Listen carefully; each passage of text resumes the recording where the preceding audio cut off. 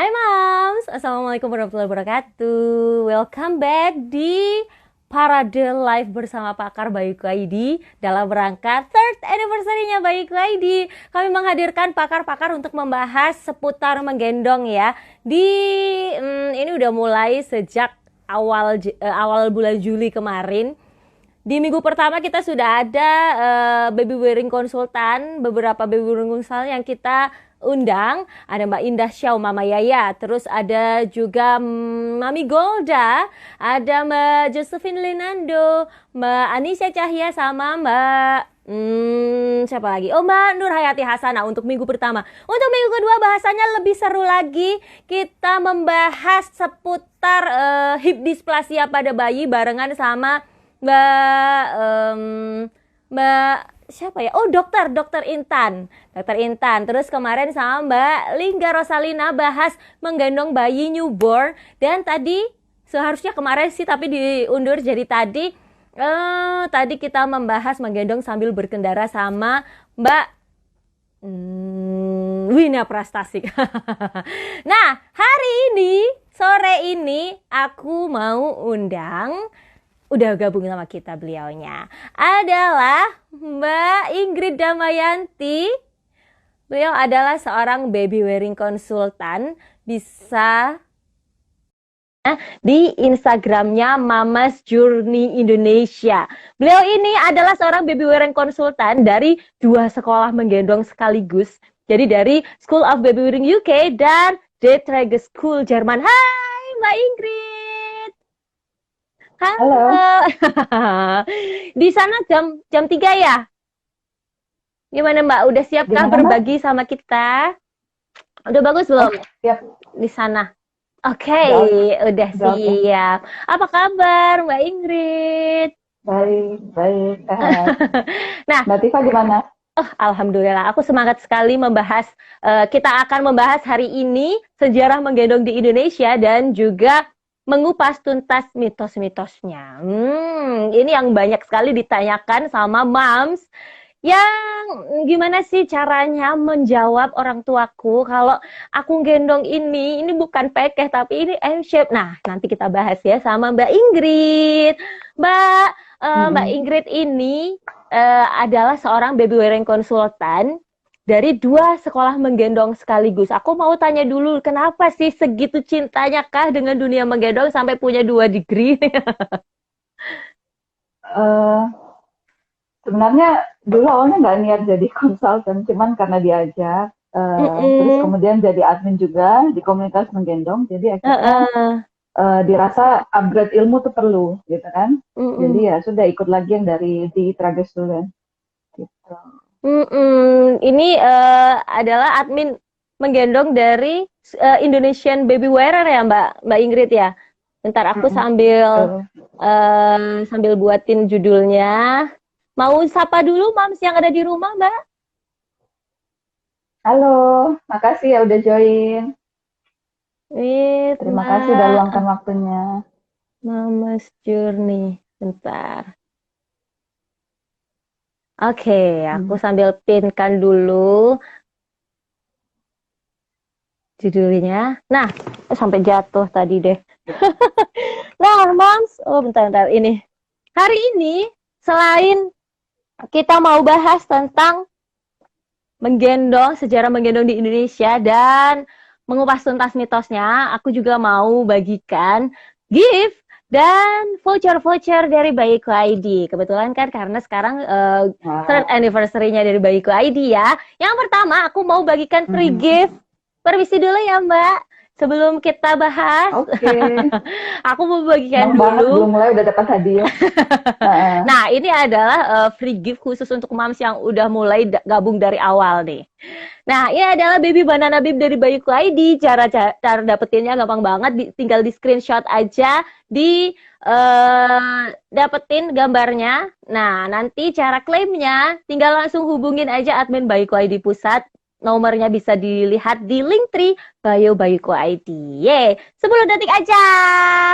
10, 9, 8, 7, 6, 5, 4, 3, 2, 1. Nah, Mbak Ingrid, kalau udah punya pengalaman di 2 sekolah menggendong ya, School of Baby Wearing UK dan yang De Trege School Jerman, berarti Mbak Ingrid ini udah banyak sekali ilmunya, Mams. Sekarang kita hari ini mau korek-korek nih. Kita mau pelajarin ilmunya beliau, Mbak. Emang bener ya di Indonesia ini memang menggendong itu sudah bukan hal yang baru di Indonesia. Nah, sepengetahuannya Mbak Ingrid kayak gimana sih di zaman dulu-dulunya, sejak kapan sih di Indonesia menggendong? Kalau sejarahnya, karena kita kan nggak bisa apa ya, itu kan perilaku menggendong. Perilaku tuh tidak menjadi sebuah hal yang menjadi kayak fosil gitu ya, nggak bisa ditelusuri. Tapi kita bisa lihat dari berbagai catatan sejarah, terus mungkin lihat perilakunya. Bahkan sampai sekarang kita masih bisa lihat di beberapa suku di Indonesia pun masih melakukan traditional baby wearing, jadi menggunakan berbagai macam alat. Gitu. Jadi kalau dilihat mungkin sudah lebih dari berabad-abad yang lalu ya, kalau saya bilang.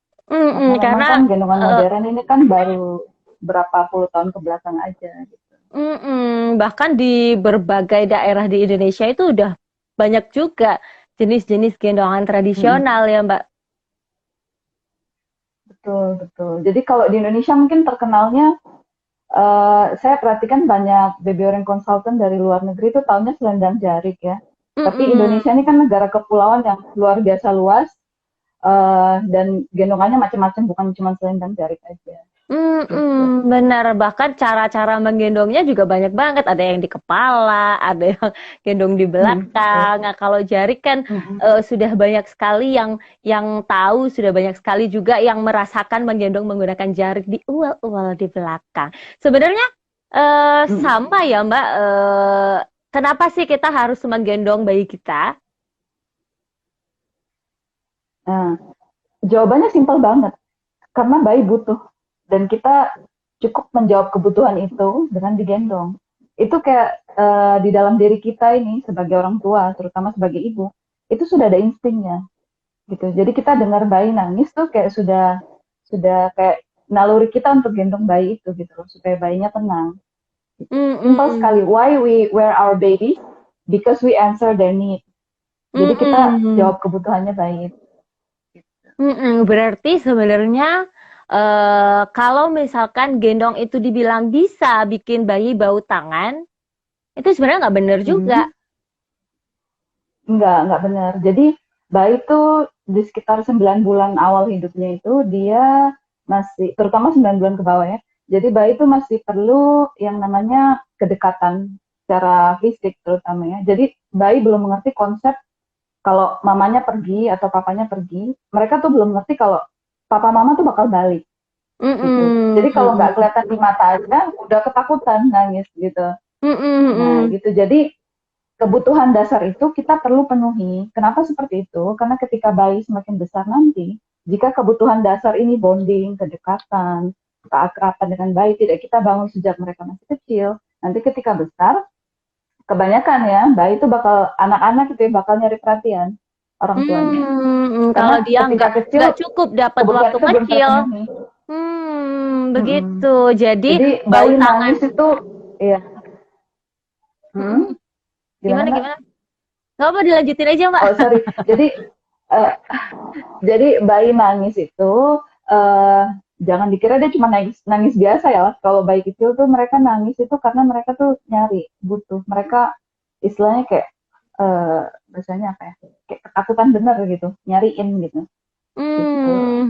Makanya jadi dia bukan cuma nangis sedih tapi nangis takut. Gitu. Ada karena juga. Dia belum mengerti konsep separation itu. Dia nggak ngerti kalau orang tuanya pergi bakal balik lagi. Padahal mungkin kita cuma pergi doang sebentar ngambil apa gitu di luar. Gitu. Karena jangankan yang bayi kecil, anakku aja sekarang aku berangkat ke toilet aja udah mama kayak gitu. Ya, itu jadi sebenarnya itu adalah naluri gitu ya. Jadi sebenarnya nggak relate juga kalau misalkan dibilang kebanyakan menggendong bikin bau tangan. Bahkan itu adalah kebutuhannya dia. Kalau misalkan betul. dari kecil dia kurang perhatiannya, bisa jadi besarnya dia masih suka caper-caper juga, cari perhatian, Mm-mm, masih mm-mm, godain mm-mm. ibunya. Mams, Iya. kalau misalkan Mams punya pertanyaan, mumpung ada Mbak Ingrid sama kita gabung di sini, silakan langsung diketik aja ya di komen. Nanti aku akan bacakan. Tanyakan sama Mbak Ingrid langsung. Nah, Iya, ah, jangan sungkan. mm itu sebentar ya. Aku kemarin sudah sempat cari tahu, Mams mau ada pertanyaan apa yang mau ditanyakan. Itu tadi udah aku sempat tanyain tentang bau tangan. Terus, ada Mm-mm, mitos pekeh juga, mitos pekeh. Jadi bayi mm-mm. yang kecil itu sebaiknya jangan digendong M-shape dulu. Karena itu katanya adalah pekeh. Pekeh itu sebenarnya apa sih, Mbak? Hmm. Kalau karena saya bukan asalnya dari Jawa ya, jadi saya baru dengar istilah PK itu waktu saya pindah ke Jawa. Jadi saya dari Merauke, saya lahir besar di Oh, Merauke, gitu. Jadi saya nggak tahu istilah itu. Jadi begitu saya ke Jawa pas kuliah, saya baru tahu istilah itu. Jadi itu kayak digendong di hip carry gitu istilahnya nyamping gitu ya, atau gendong kakinya kebuka gitu.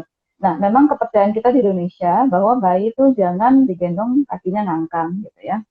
Eh, Mungkin karena berbagai mitos dulu, mungkin karena ketidaktahuan orang-orang dulu, jadi dipikirnya kalau bayi ngangkang itu nanti besarnya tuh bakal jalannya kakinya O gitu, gitu. Kemungkinan seperti itu.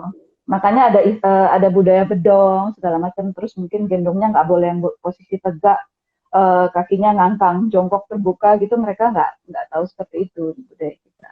Tapi begitu mm-mm. bayinya sudah agak gede, mereka mulai gendong di samping gitu. Eh, Kalau ditelusuri sebenarnya sih, eh, kalau kita gendong keke itu sebenarnya, eh, kalau menurut saya sama aja sih dengan M-shape ya, cuman kayak mereka bilang M-shape tuh harus benar-benar M ya. Tapi tadi saya sempat lihat eh, Instagramnya bareng live Instagram sama Dokter Intan, jadi memang Mm-mm. betul yang beliau katakan bahwa M-shape tuh mungkin lebih spesifik karena biasa kita diajarkan lututnya harus lebih tinggi sedikit daripada bokong bayi gitu. Jadi harus benar-benar M gitu Mm-mm. kan, katanya seperti itu. Jadi ya PK itu sebenarnya kalau saya bilang sih seperti itu sama aja jadi jongkok terbuka gitu sih. Cuman mungkin PK itu posisinya di samping gitu. Mm-mm. Gitu. Da- Sebenarnya nggak masalah, terutama untuk bayi yang udah gede, tapi nggak masalah. Gitu. Dan biasanya sih kalau orang dulu gendong di samping itu yang tanpa gendongan gitu ya Mbak. Cuma sekarang kan karena ada ilmu menggendong, Mm-mm. jadi eh, lebih mudah menggendong bayi dengan menggunakan gendongan. Jadi kita bisa hands free gitu kan. Kalau sekarang dengan ilmu menggendong, Betul. sebenarnya pengembangan juga dari zaman dulu orang tua kita juga menggendong. Kalau di Pekeh berarti sebenarnya kalau Pekeh sama M shape itu sebenarnya nggak jauh beda ya Mbak. Iya, nggak jauh Hmm. beda. Itu Hmm. cuma beda istilah aja. Istilah Kalau aja. saya waktu itu belajar di sekolah Februari di Tragesule, jadi memang kita nggak diajarkan spesifik soal M-shape. Ini karena saya belajar di dua sekolah, makanya Mm, mm, saya mm. tahu perbedaannya. Cuman lebih ditekankan ke spread squat position. Jadi bayinya ngangkang, terbuka kakinya, dan kedua lututnya tuh menekuk. Kita diajarkan seperti itu. Itu posisi yang optimal untuk mendukung perkembangan sendi pinggulnya dia, sendi pinggulnya bayi. Gitu. Hmm, Dan catatannya, kita jangan membandingkan cara gendong tradisional dengan modern. Karena maksudnya gini, kita jangan sampai melupakan tradisi kita gitu. Jadi bukan berarti ketika ada produk modern, kita kemudian menganggap bahwa yang tradisional ini salah. Tidak seperti itu. Karena buktinya kita sudah hidup bergenerasi dengan tradisi seperti itu. Gitu. mm. Jadi jangan dianggap ini yang benar, ini yang salah. Kita tidak boleh melupakan tradisi baby wearing negara kita sendiri karena ternyata orang Eropa, orang Amerika, mereka melihat ke negara-negara yang tradisi baby wearingnya sudah lama sekali, seperti di Asia, di Afrika. Gitu. Jadi kita Hmm, justru dijadikan bahan pembelajaran sama mereka. Jadi jangan khawatir dengan cara tradisional sebenarnya seperti itu. Dan juga cuman mungkin kebanyakan juga orang tua karena kita perkembangan, jadi kita untuk kenyamanan.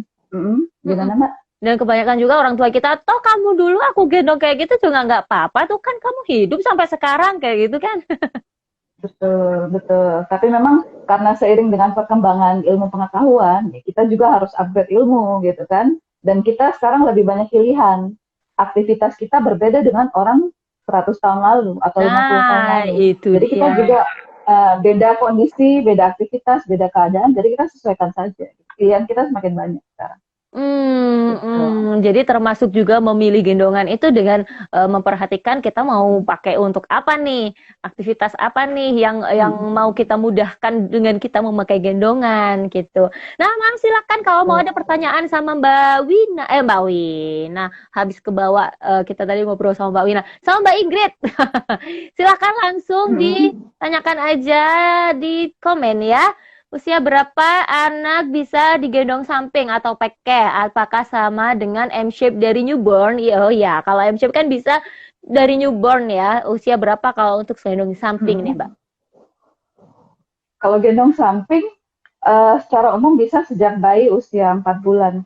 Jadi perlu diketahui kalau newborn, tulang belakangnya ini, ruas tulang belakangnya itu masih kayak bahasa Indonesia fuse, masih kayak kegabung gitu. Jadi dia belum bisa gini, belum bisa rotate gitu.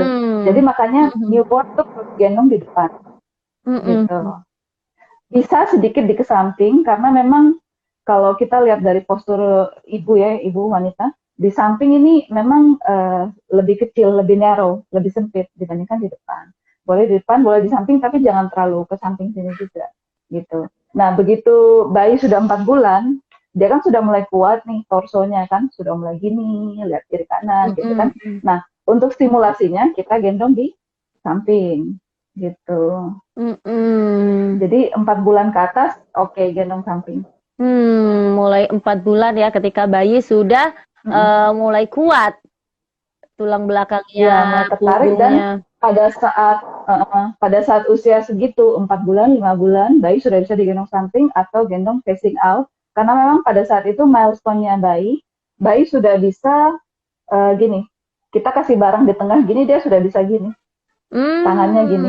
Atau kita kasih sini, dia sudah bisa gini, kita kasih gini, dia bisa gini. Mulai gitu. Menggapai-gapai, mulai kalau tertarik. Kalau dulu kita gitu kasih gini, iya, dia bingung gitu. Sekarang sudah split brain phase gitu, jadi dia sudah bisa gini. Nah itu sudah saatnya kita stimulasi gendong samping. Jadi gendonglah sesuai dengan milestone bayi. Gitu. Begitu. Jadi jangan digendong depan terus, gendong samping juga, gendong belakang juga. Jadi ganti posisi. Oh, perlu diganti-ganti ya. Oke, sebentar. Ada yang nanya juga, Mbak, kata mertua saya, jangan keseringan digendong, mending diayun-ayun aja, biar dia nggak bau tangan. Itu gimana? Padahal ibunya ini lagi seneng-senengnya tertarik sama dunia menggendong. Sebenarnya kalau bau tangan seperti yang tadi kita sudah bahas di depan ya, sebenarnya itu nggak ada kaitannya dengan gendong gitu. Jadi sebenarnya seperti ini sih kita kembalikan lagi ke orang tua ya, nyamannya seperti apa. Kadang mungkin kalau kita gendong terus mungkin kita rasa pegel atau mungkin kita aktivitasnya kurang bebas. Ya mungkin kita kasih stimulasi bayi, mungkin dia baring, dia tengkurap gitu, diayunin kayak gitu. Jadi tidak harus selalu kita gendong setiap saat juga. Yang penting sesuai kebutuhan dan sesuai kenyamanan orang tua. Gitu. Kalaupun memang kita nggak ada asisten rumah tangga, seperti saya. Jadi kalau saya kerja di rumah, saya gendong bayi di belakang. Aku juga. Gitu. Jadi ya kenyamanan orang tua aja. Jadi intinya jangan khawatir bayi bau tangan. Gitu. Itu kita hanya menjawab kebutuhan dasar bayi aja gendong itu. Jadi itu sudah naturalnya, jadi nggak usah khawatir. Sudah alaminya seperti itu. Kita insting kita untuk gendong bayi. Nah, terus ada salam kenal Gorontalo menyimak nih. Bentar ya, sambil aku scroll cari pertanyaan yang bisa kita tanyakan sama Mbak Ingrid. Sebentar, mau tanya, bayi boleh pakai gendongan depan gitu umur berapa bulan? Gendongan depan maksudnya di depan apa hadap luar ya? Iya. Soalnya kadang orang gendong depan. Kalau gendong depan hadap luar bisa sejak 5 bulan hadap Hmm. luar. Gitu. Ketika Dengan bayi sudah catatan mulai bayi perlu stimulus yang explore ke lingkungan ya sekitarnya ya. iya itu hanya variasi aja, nggak harus wajib. Oh bayiku 5 bulan aku sudah harus gendong hadap luar, nggak seperti itu. Hmm. Gendong hadap samping pun juga bayi tetap bisa stimulasi. Bahkan Hmm. lebih bagus sebenarnya karena kalau dia lihat sesuatu yang asing, bayi bakal sembunyi di badan kita. Kalau dia langsung ke depan gini kan kayak gimana ya, kayak terlalu banyak yang dilihat dan didengar gitu. Jadi sebenarnya sesekali aja. Jadi itu kita variasi posisi aja sebenarnya. Gitu. Mbak, ini ada yang nanya, Mbak bisa dicontohkan cara menggendong cradle yang disarankan. Jadi mungkin nih bisa jadi juga kan sekarang banyak juga ibu-ibu yang masih khawatir apakah bisa aku jawab orang tuaku, aku jawab mertuaku belum tentu bisa menjelaskan apa itu gendong M-shape, apa itu gendong upright. Nah, akhirnya harus tetap gendong cradle paling tidak ketika ada orang tua atau mertua. Nah, bisa dicontohkan nggak gimana cara menggendong cradle yang baik, yang aman gitu? Saya kebetulan ada fotonya. Ini mertua saya. Jadi ini waktu bayi saya masih 7 hari. Jadi ini beliau gendong posisi cradle. Jadi tangannya tuh megang kepala bayi. Dan lihat di sini kakinya nggak masuk semua. Jadi saya lihat kakinya pun nggak dilurus-lurusin gitu kan. Ini oke, gitu. Oke Ini ya, oke. Mbak. Ini cara gendong tradisional kita. Iya. Dan lihat kepala bayinya tuh nggak ngadep ke atas, nggak nempel ke dada penggendong. Gitu. Jadi meskipun cradle tetap kalau kita harus perhatikan tics ya, Mbak. betul. Jadi kalau teman-teman yang sering baca tics yang versi lengkapnya itu ada ditulis panduan untuk gendong cradle seperti apa. Ya, salah satunya bayi kepalanya ke atas, nggak ketutup bagian gendongan apapun, terus kemudian kepalanya nggak nempel di badan penggendong gitu.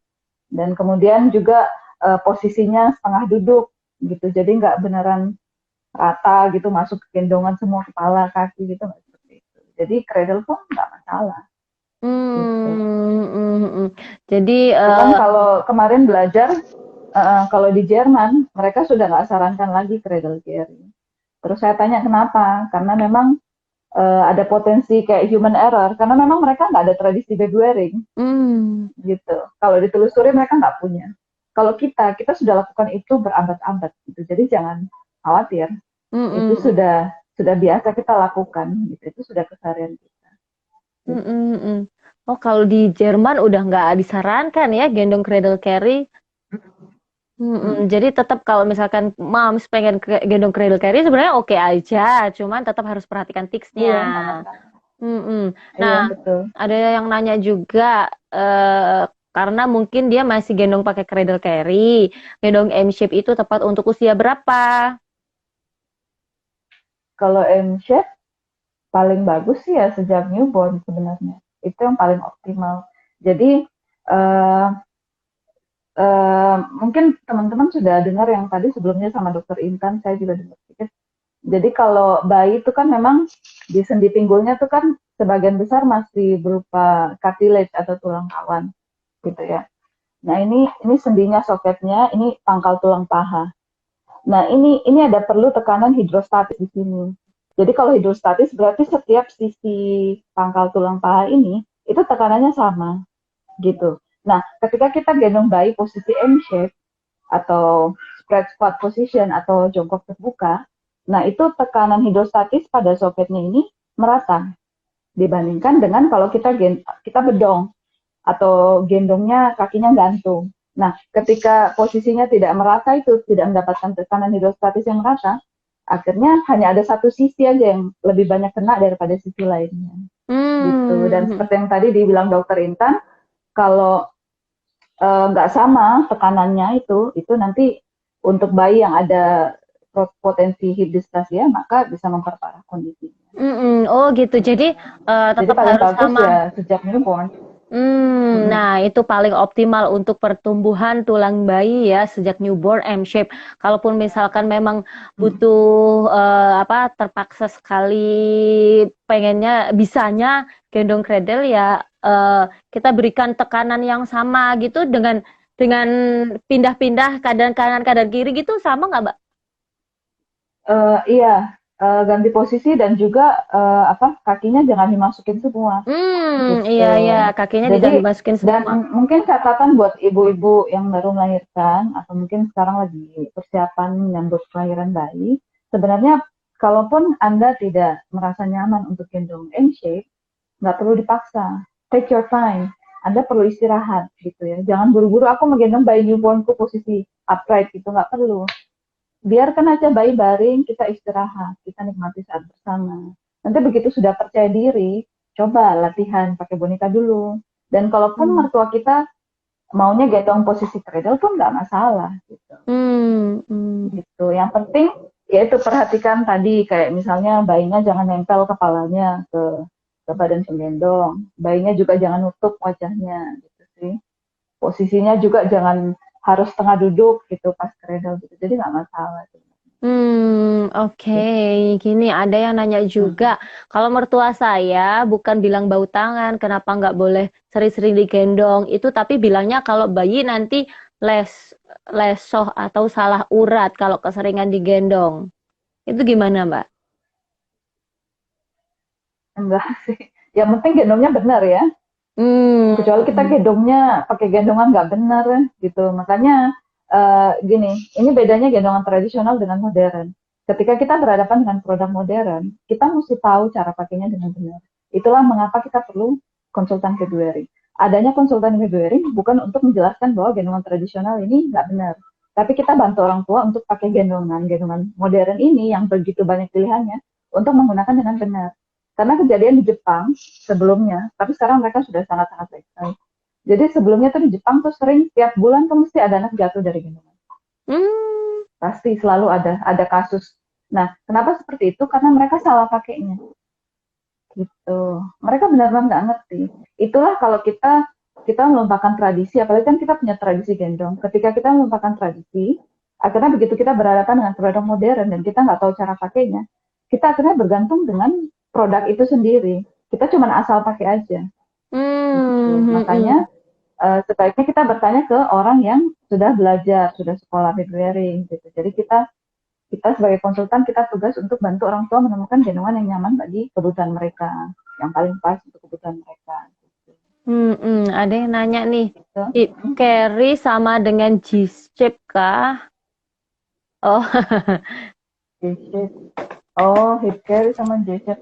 Nah, kalau J-shape itu kayak istilah gitu yang digunakan. Jadi kayak supaya orang awam lebih mudah mengerti. J-shape gitu kayak kita lihat postur bayi dari samping. Sorry saya nggak ada foto yang ini sih. Nah ini, tapi mungkin kurang jelas. Ini saya gendong pakai cara tradisional. Kita lihat postur bayi dari samping itu tulang punggungnya tuh seperti gini, jadi kayak huruf J. Gitu kalau dari samping.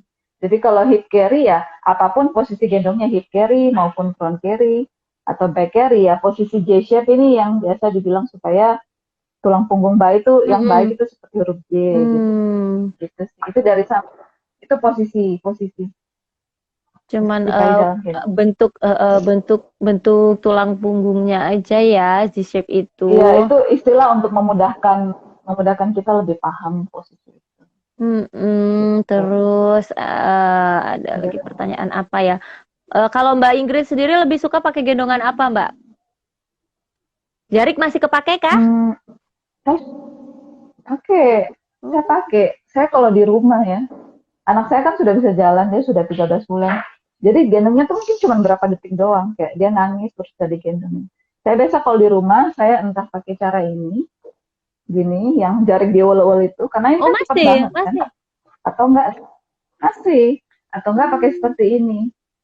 Itu apa, Ini Mbak? ala orang Bali sama orang Nusa Tenggara, mereka pakai kamen. Jadi kalau kamen Hmm. itu eh, kain lebih pendek daripada jarik, terus pasangnya tuh nggak pakai ikatan, nggak pakai ring, nggak pakai macam-macam deh.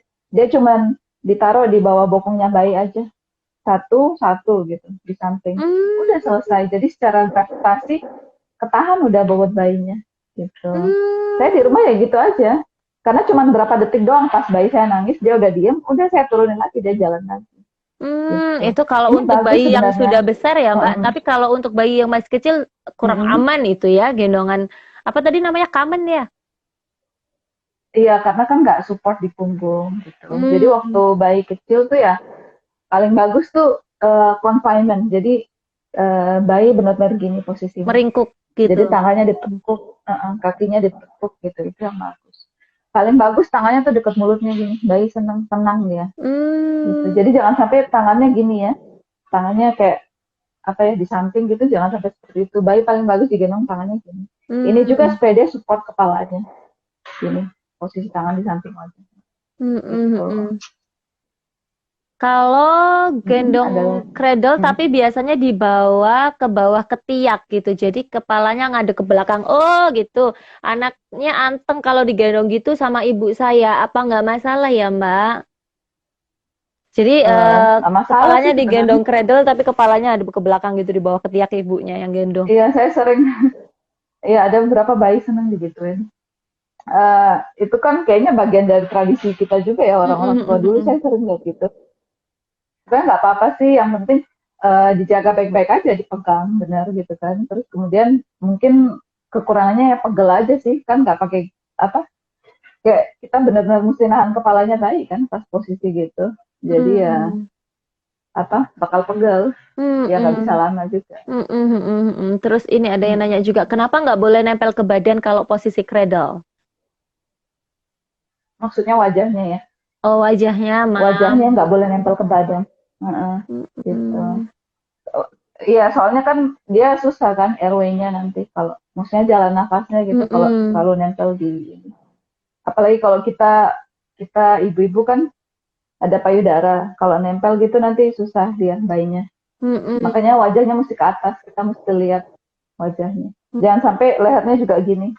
Kalau Nekuk banget tertekuk gitu ke jangan sampai. bawah, sampai dagunya nempel ke dada gitu ya, jangan sampai karena itu dapat mengganggu sirkulasi pernafasannya gitu. Mam, anakku kalau mau tidur pasti minta gendong cradle sambil nenen. Alhasil kepalanya jadi peyang. Itu salah caraku gendong atau gimana ya? Iya, jadi kalau kepala peyang tuh kan biasa, kalau bayi itu kan memang tulang kepalanya kan masih masih apa ya, lembek banget kan gitu. Makanya memang kalau kita pas tidur bayinya tuh kan kita memang mesti balik sisi-sisinya gitu kan. Em, Sambil nenen, gendong cradle sambil nenen gitu. Nah, Ya posisi sebenarnya menyusui. sih mungkin ganti-ganti posisi aja ya sebenarnya kalau mau gitu. Dan perlu perlu diketahui anaknya usia berapa. Karena kalau bayinya itu di bawah 4 bulan, saya nggak sarankan untuk nyusui sambil digendong gitu. Karena masih terlalu kecil, lehernya belum kuat, dan juga apa, ada potensi bagian tubuh kita atau gendongan itu nutupi wajah bayi gitu. Apalagi sampai tidur kan. Jadi kita mesti selalu perhatiin terus gitu. Makanya kalau School of February bilangnya di bawah 4 bulan jangan gendong sambil nyusui. Tapi kalau di Tragesul ya kita dibilang at least 1 tahun ke atas baru gendong sambil nyusui. Gitu. Jadi Yang memang ada nursing dua in pendapat. carrier gitu. Lebih baik posisi menyusui yang aman, posisi yang apa dong kalau gitu? Di, dikeluarkan. Oh, dikeluarkan dari gendongan Gitu, aja ya. Karena memang nggak semua ibu tuh bisa gendong sambil nyusui. Karena nyusui itu kan, bayi nyusui itu kan aktivitas. Kalau dia nggak nyaman, kalau bayi nggak nyaman, nyusuinya juga bisa terhalang. Gitu. Jadi posisi mana yang kita rasa nyaman, ya kalaupun kita nyaman keluarin bayi ya kita keluarkan. Saya tidak bilang itu salah ya, karena memang ada beberapa ibu yang merasa terbantu nyusui sambil gendong bayi gitu. Tapi lihat-lihat dulu umur bayinya, seperti yang tadi saya bilang. Gitu. Pokoknya ada hadiah lagi nggak? Ada. Ini aku mau kasih. Nah, Mams. Ada hadiah dong, pastinya. Nah, Mumpung lupa minum. bayiku, iya silahkan. Sambil aku bagi ini ya voucher diskon. Ini adalah voucher diskon terbesar yang bayiku pernah berikan untuk produk 2-in-1 Instant Baby Wrap dan Premium Baby Pouch. Cuman waktu live bersama pakar saja. Biasanya kita maksimal paling enggak diskonnya maksimal 10%. Nah, hari ini aku mau bagikan diskon 20% untuk produk 2-in-1 Instant Baby Wrap dan Premium Baby Pouch. Caranya gampang banget, tinggal langsung di screenshot aja layar sebagai bukti Mams menyaksikan live bersama pakar hari ini bersama Mbak Ingrid ya. Yuk silakan langsung di screenshot aja cuman 10 detik. 10, 9, 8, 7, 6, 5, 4, 3, 2, 1. Yeay, kita lanjut lagi. Nanti masih ada voucher diskon lagi untuk Activa Baby Carrier yang lebih besar ya. Ada diskon 25% untuk Activa Baby Carrier. Nah, ada lagi pertanyaan sebentar. Anakku usia 9 bulan kalau digendong samping itu suka rotate, suka mutir-mutir gitu. Gimana? Apa nggak masalah, Mam? Kalau gendong samping posisinya. Kalau iya biasa bayi udah mulai penasaran kan. Jadi gini, kalau misalnya kita pas di rumah, mending distimulasi bayi main di lantai gitu kan, main-mainan gitu. Tapi kalau kita pas di luar, mungkin 9 bulan kan dia sudah mulai belajar ini kan, belajar mulai belajar jalan kan, mesti distimulasi. Nah, stimulasinya ini apa? Gendong belakang gitu. Jadi pas kita gendong belakang, kan kita jalannya gini kan. Nah, itu kaki bayi juga ikut gini. Itu stimulasi buat bayi belajar berjalan. Oh, itu juga bisa dia merasakan kakinya nyentuh pangkal paha kita kan gitu. Kita jalan gini. Dia juga stimulasi jalan. Belajar gendong belakang. Lebih nyaman juga gitu. Mulai usia berapa bulan bayi boleh digendong di belakang, Mbak?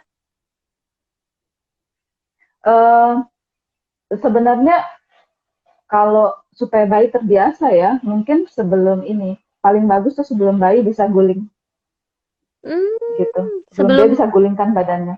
Karena ketika dia sudah agak besar, kita mulai gendong belakang tuh biasanya agak susah, kerjasamanya susah. Iya benar. Gitu. Apalagi jadi, kalau kita pakai teknik-teknik yang kayak pakai wrap gitu, yang butuh teknik itu pasti butuh kerjasama bayi juga. Itu ya makanya kalau memang mau berlatih gendong belakang sebenarnya sejak bayi sebelum bisa berguling gitu. Kalau misalnya karena kebutuhan ya, kayak saya nggak ada asisten rumah tangga, jadi waktu bayi saya 7 minggu saya gendong belakang. Itu bisa dipelajari. Tapi sebaiknya ibu-ibu belajar sama baby consultant. Jadi nanti kita diajari step by step-nya. Cara ngangkat bayi, cara masangnya, bawa ke belakang gitu. Jadi itu ada caranya. Nah, itu jadi tapi kalau memang belajar sendiri di rumah, tunggu bayinya udah bisa duduk aja mungkin ya, lebih aman. Gitu, tunggu bayi sudah bisa duduk aja gitu. Kalau memang masih ragu gimana cara untuk memulai menggendong di belakang, lebih baik konsultasi dulu sama konsultan menggendong biar dibimbing gitu ya. Terus mungkin perlu ada orang lain yang membantu ketika belajar gitu ya Mbak di belakangnya gitu. Perlu ada dampingi. Terus berdirinya tuh dekat tempat-tempat yang empuk gitu ya, jaga. Perlu hati-hati gitu. Dan yang paling penting, mending latihan dulu pakai boneka. Jadi kita udah tahu langkah-langkahnya kan. Kalau langsung sama bayi, begitu bayi udah rewel dikit, kita pasti udah hilang konsentrasi, buyar. Pasti udah keringetan segede-gede jagung. Saya mending latihan dulu pakai boneka. Gitu. Kalau di zaman dulu itu gendongan tradisional Indonesia juga di daerah apa aku lupa ya. Ada yang gendongannya kayak jaring gitu, jalinan tali-tali terus dicantol di sini, ada yang di pundak, ada yang di kepala, kayak gitu. Bayinya melengkung. Di Papua. Itu bayinya melengkung di dalam gitu ya. Papua, jadi saya... Oh, pernah ngelihat yang masih ngalamin gendong yang kayak gitu, Mbak? Iya, masih banyak di Papua sampai sekarang. Kalau kita ke pasar gitu, mama-mama Papua gitu, mereka bawa bayinya gitu, atau ditaruh ini, sayur-sayur buat jualan. Nah itu, kayak gini. Ini belum sih. ini kita kalau di Papua kita sebutnya noken. Tapi kalau ini di Papua New Guinea, tapi sejenis gitu. Ini bilung. Jadi dia Noken. kayak bisa melar gitu. Oh, bisa Bayi melar dimakan. ya? Keren banget. Indonesia ini emang sejarahnya banyak banget, Ini ada tradisinya noken. banyak. Iya, tapi pernah Ini nyobain nggak Mbak? nokennya. Nyoba gendong bayinya pakai itu? Aduh, saya nggak berani. Soalnya ini agak kasar sebenarnya sih. Oh, Ini kan dari serat serat kayu, serat anggrek gitu. Jadi dari bahan-bahan alami bahan-bahan alami ya. gitu. Masya Allah, orang Hmm, Indonesia zaman dulu tuh tradisinya emang banyak banget dan kreatif-kreatif loh sebenarnya mereka. ya, Dari daerah apa lagi Mbak yang ada kreatif. Mbak punya contohnya? Hmm. Ada daerah dari mana lagi? Eh, ini bening. Ini dari suku Dayak Kenya. Mungkin Hmm. teman-teman sering lihat juga biasa di internet banyak. Ini keren banget. Kayak agak Jadi kaku gitu ya, kayak keras kayak gitu ya. keranjang. Mm-mm. Kayak keranjang gitu. Kayak mungkin seperti silinder tapi setengah silinder gitu. Ini kayak Hmm. SSC modelnya Iya, dipakai dua bahu gitu. kayak ini Mm-mm. mbahnya SSC. Nah, tapi dari zaman dulu Kalau juga orang ada mulai usia berapa boleh dipegang dong pakai ini itu juga ada standarnya ya, Mbak? iya rata-rata karena mereka pakai buat kerja, biasanya anaknya agak gedean dulu sih supaya bisa muat masuk di situ. Mungkin setelah anaknya bisa duduk. Tapi kalau Hmm. mungkin masih newborn, biasanya mungkin mereka pakai kain. Kebetulan Mm-mm. kan ayah saya orang Sulawesi, Sulawesi Barat. Tadi beliau baru kirim foto ini. Saya bilang, Pak, cariin foto dong gitu. Nah, ini memang nggak ada bayinya sih, cuman ini keranjang. Biasa orang pakai gendong bayinya dimasukin ke dalam Oh, gitu. jadi dimasukin di keranjang, dia Taruh duduk di bayinya ke dalam, dalam gitu. Terus digendong di belakang gitu, Mbak. taruh selimut gitu. Ini samping, di samping Oh, di ditaruh di samping samping, ditaruh di gitu. samping. Mm-mm. Oh, kayak mbah-mbah jamu gitu nggak sih jadinya? Iya, jadi kayak bakul gitu. Taruh bayinya di dalam, Bakul kasih di selimut, kasih apa gitu. Hmm. oh, lucu sekali. Jadi sebenarnya gampang banget ya karena tradisi menggendong di Indonesia itu udah dari zaman dulu kala kita lebih mudah memperkenalkan dunia menggendong yang sekarang dibandingkan dengan orang-orang di Betul. luar negeri yang untuk menggendong aja mereka itu Mm-mm. sebenarnya hal yang baru gitu ya, Mbak. Iya, sampai buat penelitian segala macem gitu. Hmm. Dan kalau ditelusuri, mereka sampai lagu-lagunya juga itu nggak ada lagu soal gendong. Pasti bayinya tuh kayak ditaruh di cradle, ditaruh di keranjang. Di Gitu. Jadi itu ayunan, di sudah menunjukkan bahwa ayun-ayun mereka gitu nggak ya. punya tradisi itu. Iya, Hmm. jadi nggak ada tradisi itu. Gitu. Kalau Hmm. kita beruntung sekali kita punya tradisi. Iya, sebenarnya lebih gampang ya Gitu. memperkenalkan. Nah, ini ada yang nanya, kemarin Mm-mm. coba gendong M-shape bayi 3 bulan, tapi bentuknya kayak jadi membungkuk gitu. Dia kayak terlalu membungkuk. Itu bener nggak sih aku gendongnya? Nah, kalau bayi masih kecil terutama ya, karena torsonya belum kuat, yang poin utamanya tuh supportnya tuh bukan di sini, tapi di tulang belikatnya bayi. Mm-mm. Jadi kalau kalau gendongannya cukup ketat, dia tuh bakal gini. Coba kita bayangkan kalau kita gendong ya, terus belakang ini longgar, kita bakal gini bayi, gitu. Mm-mm. Jadi kalau ini ketat, dia bakal posisinya bagus gini, ditambah dengan tangannya gini, gitu. Jadi Mm-mm. postur tuh penting banget. Nah, Berarti gitu. kalau Makanya misalkan mending dia terlalu konsultasi langsung aja. melengkung, berarti ada yang kurang ketat, ada yang Mm-mm. perlu dibetulin nih di gendongannya gitu ya, Mbak? Ya, itu posturnya masih belum bagus, gitu. Itu makanya kenapa kalau memang kita masih belum belum pede dengan caranya menggendong, lebih baik konsultasikan aja ke konsultan menggendong. Ke Mbak Ingrid bisa ya? Atau Bisa, mungkin bisa. bergabung sama komunitas Mungkin menggendong. Gitu di daerah boleh, itu biasanya boleh. ada di kota-kota. Mm-mm. Terus Mm-mm. ada lagi yang nanya, apakah kalau kakinya bentuk O itu gara-gara gendongnya yang salah? Mm-mm. Kalau kaki O itu kan karena ini ya, penyakit atau enggak karena genetik ya. Jadi sebenarnya nggak ada kaitannya dengan gendong. Gitu. Hmm, mm, Justru Kalau posisi gendong M shape itu yang benar, yang optimal itu yang paling bagus. mm, Itu yang kalau katanya dokter Intan kemarin ternyata posisi menggendong MChip itu bisa benerin yang mungkin awalnya ada yang salah, ada pergeseran meskipun sedikit. Penggendong MChip itu justru yang bisa jadi Justru salah bisa satu. sembuh ya kalau ada hip dysplasia.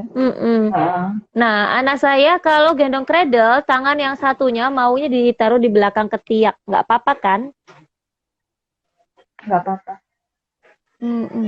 Itu nggak ada bikin senyamannya bayi, nggak bikin dia keseleo kan terlalu lama begini. Belum lagi kalau misalkan setiap hari durasi menggendongnya lama.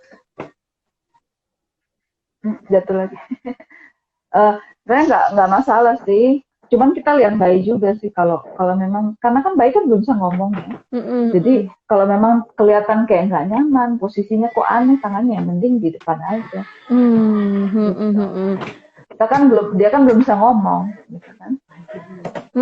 Ada yang nanya tadi Mbak Ingrid ngomong kalau bayi digendong nggak apa-apa tangannya di mulut. Apa itu waktu posisi M-shape atau gimana? Bisa dipraktekin nggak? Kalau bayi, maksud saya tangannya di mulut itu, bayi itu kan dia perlu ini kan kayak stimulasi gini kan di sini gitu. Jadi supaya dia tenang. Dan kenapa tangannya mesti nekuk seperti ini? Ini untuk support kepalanya ketika digendong posisi upright atau M-shape itu. Gitu. Karena kalau tangannya gini di samping badannya, dia pasti bakal gini. Gitu. Kalau begitu tangannya gini, nempel di dada kita, ada support gini, dekat gini. Itu kepalanya bisa gini, jadi bagus. Jadi bener tangan nekuk kasih nekuk. Gitu. Dan juga misalkan dia capek hadap ke sini, dia bisa angkat sendiri untuk bisa hadap ke sini gitu ya Mbak ya? Iya, jadi perlu diingat bahwa bayi newborn itu posisinya bukan total kyphosis. Jadi ketika bayi baru lahir, bayi itu sebenarnya sudah bisa gini. Biarpun cuma berapa derajat aja. Jadi ketika bayi di dalam kandungan, usia 8 minggu, itu sudah kelihatan ruas atasnya ini di leher, sudah kelihatan bahwa ini bayi manusia, ini bayi bipedal. Mereka bakal berjalan dengan 2 kaki. Jadi bayi newborn nggak total kyphosis. Gitu. Jadi dia bisa ngangkat kepalanya sendiri, biar cuma sedikit. Biarpun cuma sedikit, buktinya juga waktu IMD dia juga cari-cari gini ya Mbak. Betul. Jadi itu nggak total kyphosis sama sekali. Nah, ada yang bilang manusia itu emang sudah dilahirkan untuk menggendong bayinya sama kayak monyet. Benar nggak Mbak? Betul. Parent cleaner. Jadi bayi manusia ini termasuk kategori parent cleaner. Nah, anakku usia 6 bulan, kalau siang bobonya minta digendong aja, lama banget. Aman nggak sih menggendong lama? Sebenarnya nggak ada durasi pasti ya, senyaman ibu sama mamanya aja yang gendong. Zaman bayi sama mamanya aja gitu kan. Cuman kalau pegel ya memang kita mesti naruh ke tempat tidur kan. Pegel juga kan gendong lama itu. Iya. Capek juga kalau misalkan dia mintanya gendong terus. Nah, Mams, kalau mau ada yang ditanyakan, mumpung masih ada Mbak Ingrid sama kita, silakan. Meskipun di luar tema tentang sejarah menggendong di Indonesia dan mengupas tuntas mitos-mitos menggendong, silakan langsung ditanyakan aja, ketik aja di komen, nanti aku tanyain sama Mbak Ingrid. Sebelum itu, sekarang aku mau bagiin dulu, boleh ya Mbak, permisi sebentar? Boleh. Aku mau bagiin dulu, ini nih.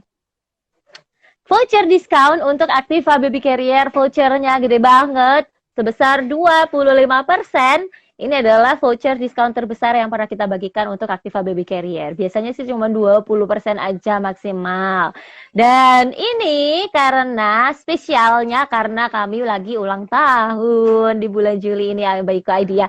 Oke, caranya gampang banget, di screenshot aja. Aku kasih waktu 10 detik. 10, 9, 8, 7, 6, 5, 4, 3, 2, 1. Gimana sih ngitungnya? Oke, aku balik lagi. Nah, masih adakah pertanyaan? Sebentar ya, aku sambil Mbak, digendong bisa bikin kebiasaan nggak sih? Jadi kalau karena udah keseringan digendong, nanti anaknya jadi nggak mau kalau nggak digendong. Jadi kalau Enggak digendong sih, kan tidurnya karena gini memang pules banget. kebutuhannya bayi kan. Gendong tuh kan memang kebutuhan anak sih. Karena saya perhatikan anak-anak begitu sudah mulai besar, dia bakal nggak mau lagi digendong. Dia Mm-mm. sudah saatnya dia explore sekitar gitu. Jadi cepat banget, nggak kerasa. Apalagi kalau udah bisa jalan, nggak bakal mau lagi. Kalaupun mau Hmm. cuma sebentar aja gitu. Mm-mm. Jadi ya jangan khawatir. Cuma Nah, sebentar itu masanya gendong. bentar banget. Anakku juga ada sekarang. Kalau ya kan aku masih seneng Umur ya. berapa Mbak? Anakku yang pertama umurnya mau 4 tahun, yang kedua mau 2 tahun. Mm-mm. Tapi kalau yang pertama justru yang Mm-mm. lebih suka digendong. Dia seneng banget misalkan, kakak ayo gendong mama, cobain gendongan baru gitu. Lebih suka kalau kakaknya lebih senang. Tapi adiknya, ayo nak, itu sambil nonton ya, sambil ini ya, sambil harus ada karena dia baru bisa jalan kan 1 tahun lebih ya. Jadi sekarang ini masih susah sekali untuk diajak gendong. Nah, Mbak, ini ada yang nanya, Itu penasaran masuk banget umur cara ya. gendong bayi di Uh-uh. belakang. Pakai apa nih, Mam? Gendong bayi di Mm-mm. belakang. Pakai apa? Pakai gendongan apa? Gendong bayi pakai jari bisa, Oh, pakai jarik bisa. bisa dong. Meskipun bertumpu sama Makanya satu belajar. bahu, bertumpu sama satu bahu Oh, bisa juga. enggak, dua bahu. Dua Oh, pakai bahu. 2 jarik. Mm-mm. Enggak, satu jari bisa. Yang Oh, penting badannya jangan terlalu lebar kayak saya. Eh, Mungkin cari jarik yang agak panjang deh, karena jarik tuh biasanya nggak begitu panjang, jadi memang mesti cari yang agak panjang. cari Tapi jarik bisa. jarik yang agak panjang, terus pakai pakai Mm-mm. rucksack carry kayak pakai woven wrap gitu bisa, Mbak? Bisa, tapi memang ada modifikasi sedikit tekniknya. Oh, perlu modifikasi Makanya sedikit. Kalau belajar. mau tahu Iya, silakan sama saya. tanyakan aja sama ahlinya. Nah, Mbak Ingrid, Heeh. karena ini waktunya udah tinggal dikit lagi, 2 menitan. Oh, Oke. ada yang nanya, oh pakai jari gendong belakang bisa? Oh, bisa dong. Tanyakan aja lebih lanjut sama Mbak Ingrid kalau penasaran gimana caranya. Ya, nah Mbak Ingrid mau ada Mm-mm. yang disampaikan nggak nih seputar menggendong dan mitos-mitosnya? Mungkin ada yang mau pesan-pesan Mm-mm. kayak atau apa gitu ke mams Mm-mm. yang menyaksikan. Pesannya apa ya? Biasanya kan kita mungkin sering argumen gitu kan sama orang tua atau mertua atau orang yang lebih tua. Jadi sebenarnya sih tidak ada yang perlu kita risaukan soal itu. Eh, karena memang gendong tradisional tuh nggak salah gitu. Jangan sampai kita menganggap itu suatu hal yang salah. Itu bagian dari budaya kita, jati diri kita gitu kan. Tapi kita jelaskan mungkin ke orang tua, oh saya nyaman gendong seperti ini gitu. Karena mungkin kalau pakai jari cuma satu bahu, saya pegel. Saya senang pakai dua bahu. Gitu. Oh, Saya senang pakai dijelasin itunya open aja wrap. ya, Saya senang pakai FSJ gitu nggak harus ya. menjelaskan dulu Nggak ini nggak gendong perlu argumen. M-shape, ini gini, nggak perlu beradu argumen juga. Jelasin aja, aku Betul. nyamannya kayak gini, gitu lebih adem tuh kayaknya ya. Iya, udah mau selesai, Mam. Sebentar, bisa tidak sih Mbak Ya. menggendong M-shape dengan jarik atau gendongan instan samping? Bayi saya udah 5 bulan. Kalau gendong dengan Bisa. M-shape kakinya kaku, jadi lurus. Lurus dikakuin ke bawah. Biasanya kalau pakai jarik ya, biasa bayi kalau kita gendong samping atau depan pakai jarik, dia kakinya dilurusin. Itu kadang mungkin karena ini bagian tepi bawahnya tuh terlalu ketat, bayi nggak nyaman. Gitu. Jadi mungkin dikira-kira aja gitu. Dicoba aja, Atau mungkin misalkan. memang lagi nggak pengen digendong. Iya juga bisa jadi. Nah, Mbak Ingrid, makasih sekali ya waktunya udah mau bergabung sama kita, berbagi sama kita. Semoga bermanfaat ilmunya, Mams. Nah, Mams Ya, masih banyak sukses sekali. ya, baikku. Terima kasih. Nah, Mas masih banyak sekali rangkaian Parade Live ya, masih ada 3 hari lagi. Kita masih akan membahas berbagai materi, berbagai topik Nah, langsung aja pantengin di Instagramnya Bayuku ID, bisa dilihat di feed-nya ada apa aja, ada apa materinya, siapa aja bisa dilihat di sana. Dan selalu kami akan bagikan free gift untuk Mam dan juga voucher-voucher diskon dari Bayuku ID. Mbak Ingrid, terima kasih sekali waktunya. Semangat Makasih. melanjutkan Ada. aktivitas kembali. Makasih, Oke, Mbak. makasih ya Mbak ya. Oke, Oke. Mams. Bye. Assalamualaikum. See you besok ya. Bye.